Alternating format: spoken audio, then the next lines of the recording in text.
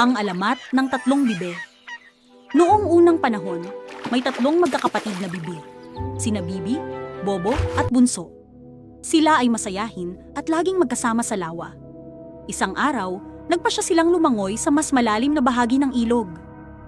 Bibi, matapang. Huwag kayong matakot. Kaya natin ito. Bobo, nanginginig. Sigurado ka ba, Bibi? Ang lalim po ng tubig. Bunso, naiinis. Hindi naman tayo pwedeng laging natatakot. Habang naglalangoy, biglang dumating ang malakas na agos at hinila sila ng tubig palayo sa isa't isa. Bibi, sumisigaw. Bobo! Bunso! Nasaan kayo? Bobo, natakot pero nagsikap. Bibi! Bunso! Kailangan nating magtulungan para makaligtas. Pinagsikapan nilang magkasama na makalapit sa pampang. Sa tulong ng bawat isa, nakaligtas sila at nakabalik sa kanilang inang Bibi. Inang Bibi. Anak, nakita ko ang ginawa ninyo.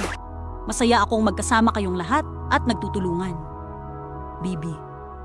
Opo, inay. Natutunan po namin na kahit may takot, kapag nagtulungan, kayang lampasan ang hirap. Mula noon, kilala ang tatlong bibe sa buong lawa bilang matapang at matulunging magkakapatid at naging halimbawa sa ibang mga hayop. Aral ng kwento.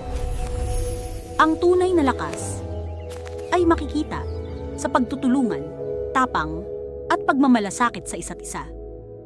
Kahit may takot, sa pagtutulungan ng pamilya at kaibigan, kayang lampasan ang anumang pagsubok. Para updated ka sa mga istorya na aming ilalabas, huwag kalimutan ang subscribe. Maraming salamat!